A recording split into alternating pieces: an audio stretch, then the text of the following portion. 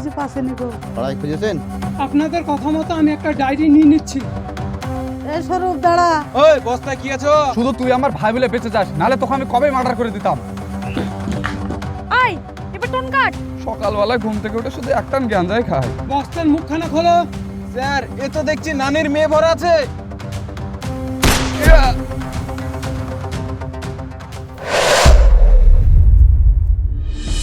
কেকটা একটু ভালো করে ধরিস, না হলে লেগে যাবে। হ্যাঁ এই এই লোকটা কে শুয়ে? চ দেখি তো।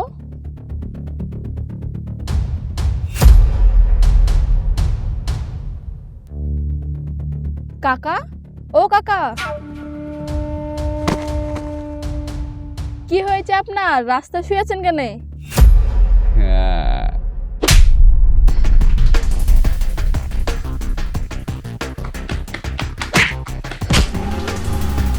ছেড়ে দেন, আমাকে ছেড়ে দেন বলছি, ছেড়ে দেন। এই তুই কিন্তু কিচ্ছু দেখিস নে। এই কথা যদি কাউকে বলতে যাস তাহলে বুঝতে পারছিস তোকে কিন্তু আমি মার্ডার করে দেবা। যা। কে কোথায় আছো? বাঁচাও! ছেড়ে দেন আমাকে, ছেড়ে দেন। কোথায় লাগছে?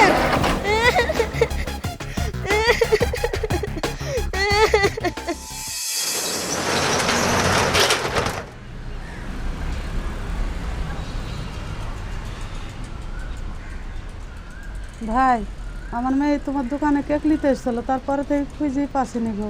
আপনার মেয়ে সেই সকাল 9টার সময় কেক দিয়েছে, কই আর আসেনি তো। বাড়ি যায়নি গো। পাড়ায় খুঁজেছেন? সব পাড়া খুঁজেছি, কোথাও পাসেনি গো। আমি তো কই আর দেখিনি। আমার সাথে একটু থানায় চলো না, থানায় গেলে খুব ভালো হতো গো আমার। থানায় এই মুহূর্তে যাবেন? হ্যাঁ চলেন তাহলে। চলো।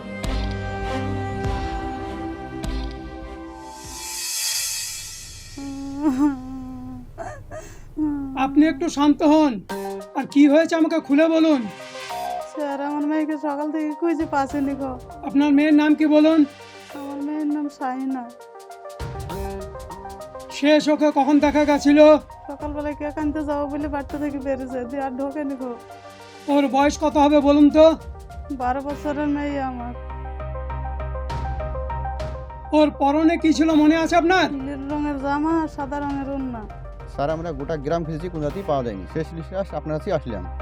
ঠিক আছে, আপনারা এবার শান্ত থাকুন। আপনাদের কথা মতো আমি একটি ডায়েরি লিখে নিচ্ছি, তারপর তদন্ত শুরু করব।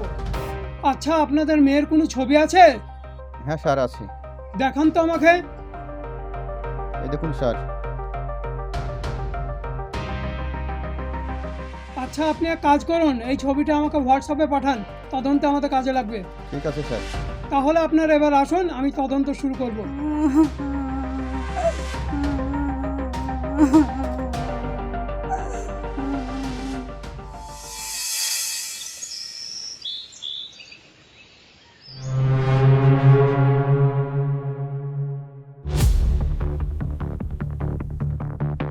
ওই খাড্ডায় ফেল দেবো। হ্যাঁ, হ্যাঁ ওই কোনাতে ফেল দেবো। হ্যাঁ ওই খাদেই ফেলবো। এ লেগেছে রে ভাই, এখানেই রাখ। ওই বস্তায় কি আছো? এই বাজারে একটা কুকুর মরে গেছিল, তাই বস্তায় ভরে ফেলতে এসছি। তোদেরকে দেখেই মনে হচ্ছে তোরা কুকুর ফেলার লোক। কটা করে দেয় তোদেরকে কুকুর ফেলার লেগে? আমাদের 3 জন আগে 50 টাকা করে দেবো বলেছে, তাই কুকুরটা ফেলতে আসলাম। এই যে কুত্তার বাচ্চা বস্তায় দেখতে পাচ্ছ, একটাও কুত্তার বাচ্চা আমরা রাখবো না। সব কুত্তার বাচ্চাকে বস্তায় ভরবো আর এভাবে নদীতে ফেল দেবো। তোদেরকে দেখে মনে হচ্ছে তোরা যে 50 টাকার লোভে বইয়ে শাড়ি বিক্রি করে দিবি। কুকুর ফেলা কি খারাপ কাজে নাকি? কুকুর ফেলা ভালো। হয় তোমরা ফেলো না, আমরা ফেলি তাই আমরা খারাপ। হ্যাঁ এটাই ঠিক। তোরা কুকুর ফেলছিস ফেল, যদি আমার বইয়ে কিছু পড়ে তোদের একজনাকেও আস্ত রাখবো না। না না, তোমার ভুয়ে ফেলবো না তো, আমরা খাদে ফেল দেবো। গোয়াল মাছ আছে, মাছ খেয়ে নেবে। এই বস্তাটা ধর রে। হ্যাঁ ধর।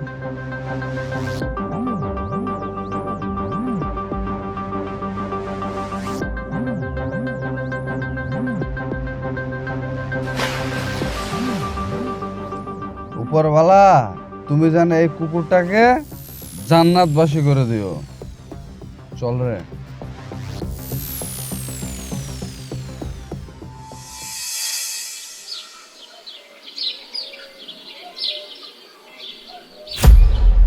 এই সৌরভ দাঁড়া, পালাসি কোথায়? দাঁড়াতে বলছি কিন্তু, দাঁড়া, এখানে পালাসনি। আমার শাহিনের সাথে যে তুই কেক কিনতে গেলি, আমার শাহিনা তো বাড়ি আসেনি, তোকে তো দেখছি। কি হয়েছে তোর? হাত পা কাঁপছে কেন? বল আগে, ভয় নাই। আমরা যখন কেক নিয়ে বাড়ি আসছিলাম তখন ওই পারে আফজাল চাচার বেটা, করিম চাচার বেটা আর ইকবাল চাচার বেটা বোনকে গাড়িতে তুললি চলে গেছে। আল্লাহ গো। হে, তুই কাদের কাদের নাম বললি? আফজাল চাচার বেটা, করিম চাচার বেটা আর ইকবাল চাচার বেটা। তুই ওদের কথা বলছিস? একজনা ন্যাংড়া, একজনা পাতলা আর একটা শরীর সুস্থ, ওদের কথা বলছিস তো? হ্যাঁ। আর গেজা হিরোইন খেয়ে বেড়ায় ওরা। হ্যাঁ ওরাই। বস্তায় কি আছে? এই বাজারে একটা কুকুর মরে গেছিল। তাই আমরা কুকুরটা ফেলতে এসেছি। কেন কুকুর ফেলাকে খারাপ নাকি? নানি, আমার সাথে তাড়াতাড়ি এসো, তাড়াতাড়ি। আল্লাহ গো, আমার মেয়ের কি হলো গো আল্লাহ? আচ্ছা, তুমি পুকুরে কোথায় দেখেছো বস্তা ফেলতে? স্যার, ওখানে ফেলতে দেখেছি আমি। সত্যি তো ওখানে একটা বস্তা। তুমি একবার নিচে যাও আর দেখো বস্তার মধ্যে কি আছে। ঠিক আছে স্যার।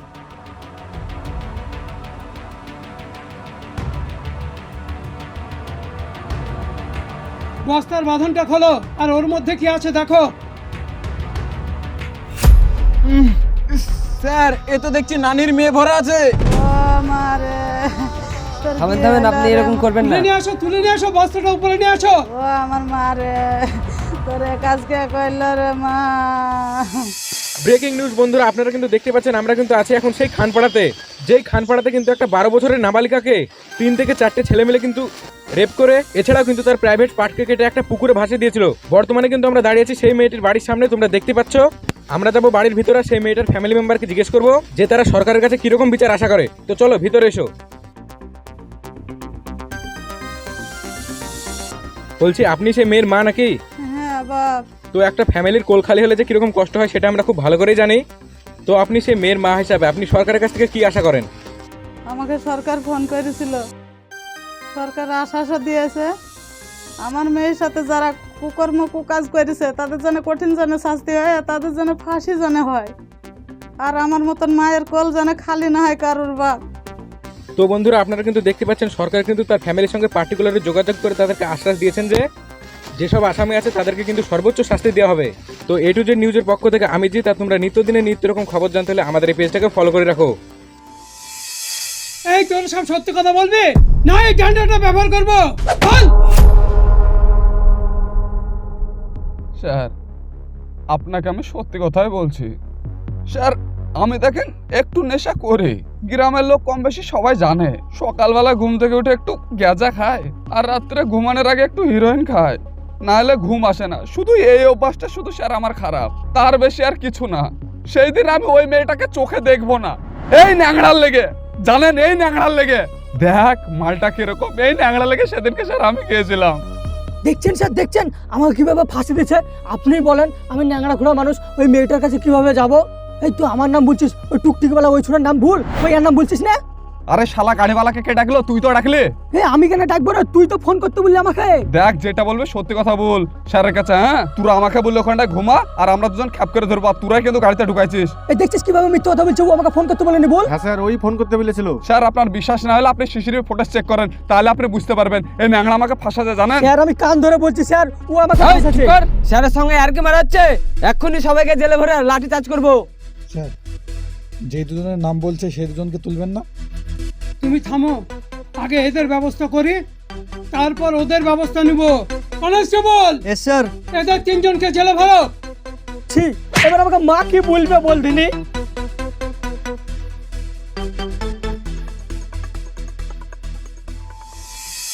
ব্রেকিং নিউজ বন্ধুরা, আজকে কিন্তু দেখতে পাচ্ছেন আমরা চলে এসেছি আবার একটা নতুন আপডেট নিয়ে। গতকাল কিন্তু আমরা গিয়েছিলাম সেই মেয়েটার বাড়িতে, আর আজকে কিন্তু আমরা বর্তমানে উপস্থিত হয়েছি সেই ছেলেটার বাড়িতে, যে ছেলেটা কিন্তু মেয়েটার সঙ্গে এরকম খারাপ করেছে, এমনকি মেয়েটাকে মার্ডার করে কিন্তু সে নদীতে ভাসিয়ে দিয়েছে। তো এসো ভিতরে এসো, আমরা জিজ্ঞেস করি সেই ছেলেটার ভাইয়ের কাছে। তো আপনি তো সেই ছেলেটার ভাই নাকি? হ্যাঁ। তো আপনার নিজের ভাই হয়ে যে একটা মেয়ের সঙ্গে এরকম খারাপ ব্যবহার করলো, শেষে মেয়েটাকে মার্ডার করে পুকুরে ভাসিয়ে দিল, তো এই বিষয়ে আপনি ভাই হয়ে কি বলতে চান? আপনি যাকে আমার ভাইয়ের পরিচয় দিচ্ছেন না, সে আমার কখনো ভাই হতে পারে না। সে যদি আমার নিজের মায়ের পেটের ভাই হতো, এত বড় জঘন্যতম কাজ সে করতে পারতো না। আপনারা যদি পারেন না, ওকে ফাঁসিচ্ছে আরো কঠিনতম শাস্তি যদি দিতে পারেন, তাহলে তাকে সেটা দিন। তার চরিত্র এতটাই খারাপ, তাকে আমি ছোটবেলা থেকে নিজের ছেলের মতো মানুষের মতন মানুষ করতে চেয়েছি, কিন্তু সে বড় হয়ে একটা অমানুষে পরিণত হয়েছে। তাহলে শুনুন তার আগের কীর্তিকলাপ। চ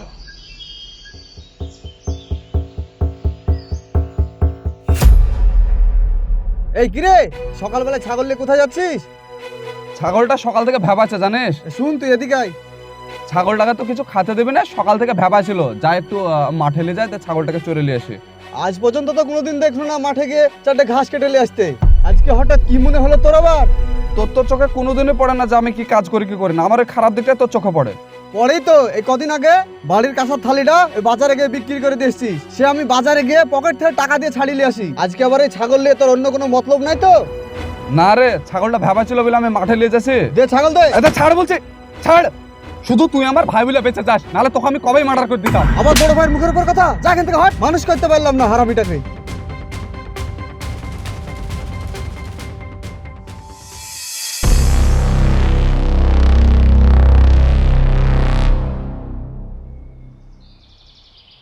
ওই শালা,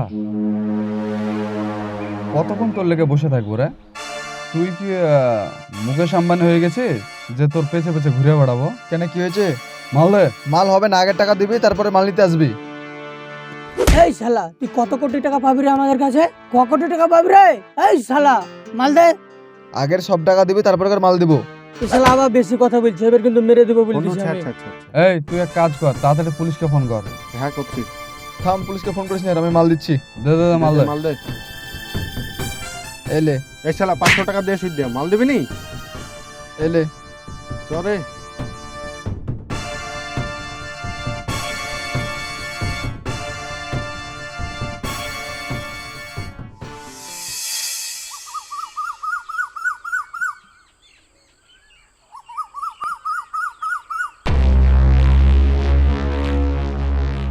আরে বন্ধু, বৌদি দেখে দেখ একবারে ডানা কাটা পড়ি।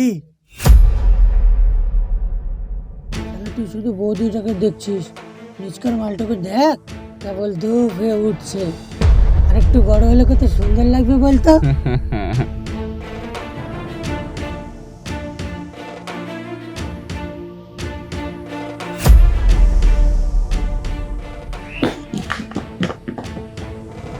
পালাচ্ছিস কেন কুকুররা?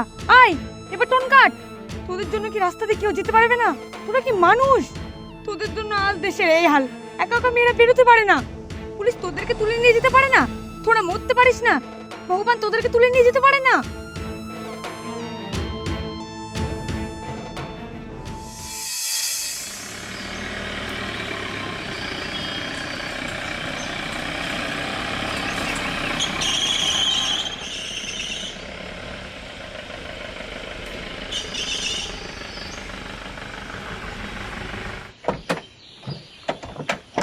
কনস্টেবল, আসামিগুলোকে নামাও, জলদি করে 3 জনকে নামাও। এই শালা নেংড়া আমার থেকে লেগে সবাই হয়েছে, অবস্থা। তোর লেগে হয়েছে। এদের হাতের বাঁধনগুলো খোলো। এই তোরা 3 জন আমার চোখের দিকে তাকা। আজকের পর থেকে তোদেরকে যেন গ্রামে না দেখতে পাই। তোরা ঘন জঙ্গল দিয়ে পালিয়ে যা, তোদেরকে আজাদ করে দিলাম। ধন্যবাদ স্যার, ধন্যবাদ। ওঠ, দেখি ওঠ, সোজা জঙ্গল জঙ্গল পালিয়ে যাবে।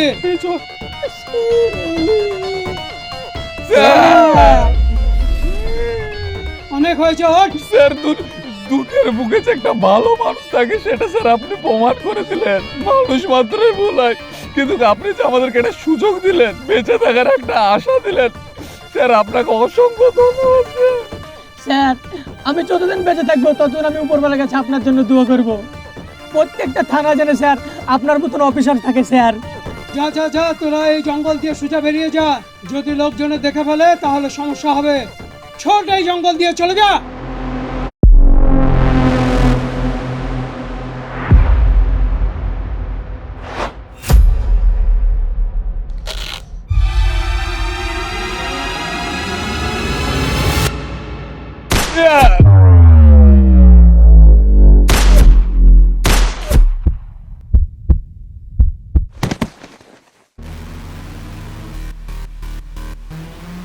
এই থামো সবাই, এদের গায়ে কেউ টাচ করবে না। এই 3টে কুকুর খেয়ে এখানকার ভুকা শিয়ালে তাজা মাংস ছিঁড়ে ছিঁড়ে খা। চলো, আসো সবাই।